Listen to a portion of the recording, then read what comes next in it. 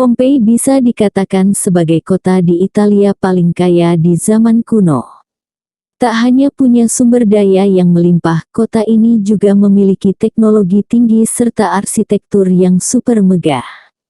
Menurut para peneliti, meski hidup di zaman akhir 70 Masehi, orang-orang Pompei dipercaya memiliki peradaban yang luar biasa dan tak kalah dari era modern sekarang ini.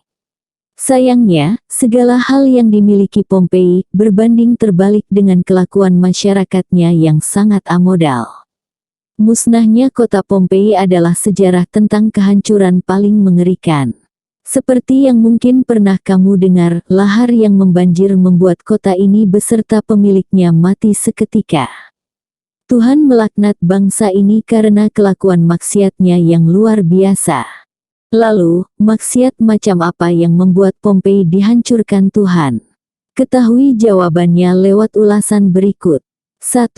Menyembah sesuatu berbau erotis. Sejatinya dewa pada umumnya adalah yang memiliki kepribadian baik, seperti halnya Krishna yang lembut dan penolong, atau Siwa yang bijaksana. Mereka sosok dewa yang menginspirasi kehidupan di India. Namun lain bagi masyarakat Pompei, mereka justru menyembah dewa Falus dan dewa Palik yang merupakan lambang dari kemesuman. Tak hanya itu, patung-patung dewa yang terkenal dengan tindakan porno aksi tersebut banyak dipajang di tempat umum. Dipercaya bahwa dimanapun dewa mereka sembah, maka keberuntungan pun akan menyelimuti mereka. Tak heran jika begitu banyak simbol-simbol erotis yang terpajang dimanapun. Bahkan, sebuah toko roti di Pompei pun tidak mau kalah untuk memajang gambar tidak senonoh tersebut. 2. Hampir semua rumah dijadikan tempat bordil. Kaum Pompei mungkin memang terkenal dengan budaya seksual yang terlalu bebas. Bahkan, untuk memuaskan hasrat penduduknya, di kota tersebut nyaris seluruh rumah sudah menjadi tempat pelacuran. Dahulu, Pompei merupakan surganya perzinahan. Disinilah dulu tempat prostitusi nomor wahid dalam catatan sejarah. Dinyatakan bahwa setiap pintunya rumah tersebut berhiaskan organ-organ kemaluan yang memiliki bentuk dan ukuran persis seperti aslinya. Kaum Pompei bahkan berpendapat jika perilaku seksual sudah sesuai dengan ajaran dewa mereka, yang berarti akan ada kebahagiaan dan keberuntungan bagi mereka yang melakukannya. 3. Pornografi adalah santapan anak-anak tiap hari. Sejalan dengan banyaknya rumah-rumah pelacuran, maka jumlah para pekerja seks juga jauh lebih banyak. Mereka rata-rata menjual jasa dengan harga yang begitu murah. Biasanya mereka bekerja di rumah yang besar, lapang serta mencolok. Begitu mencolok hingga bisa disaksikan siapapun. Mirisnya, anak-anak sekalipun tak terlindung dari norma bejat tersebut. Pornografi adalah santapan sehari-hari yang tak bisa ditampik oleh mereka yang masih berjiwa polos. Mau tak mau, mereka yang berusia belia biasanya juga sudah melakukan seks seperti yang dilakukan kaum Pompei dewasa lainnya. 4. Gemar intim di jalanan. Kaum bejat ini ternyata tidak hanya melakukan hubungan badan di rumah-rumah yang telah disediakan.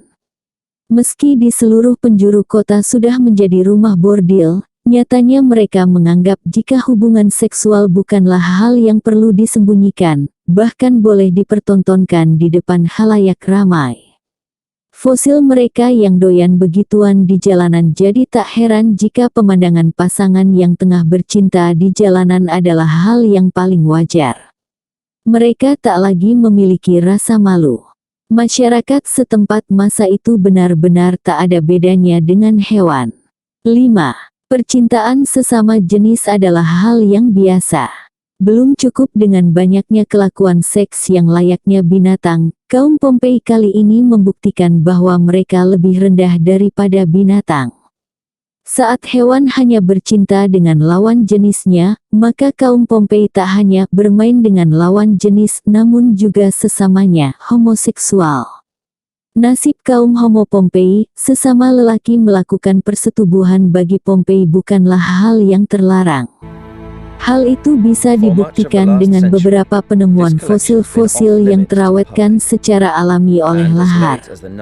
Begitu banyak jasad yang masih utuh dan dalam posisi bercinta dengan sesamanya. Bencana yang menimpa Pompei memang seketika menghancurkan peradaban kota maju tersebut. Meski demikian, Tuhan tidak meleburkan sejarahnya dengan meninggalkan bukti berupa fosil manusia yang jasadnya masih utuh. Dari peninggalan tersebut, setidaknya kita bisa belajar jika sebagai manusia, sudah selayaknya kita memiliki norma. Berhubungan intim memang bukan hal yang terlarang, namun harus ada prosedur yang sesuai, sehingga Tuhan akan menghargai kita sebagai manusia yang lebih terhormat. Terima kasih udah singgah di channel saya. Jangan lupa subscribe, like dan komennya agar kami lebih semangat membuat ulasan-ulasan selanjutnya.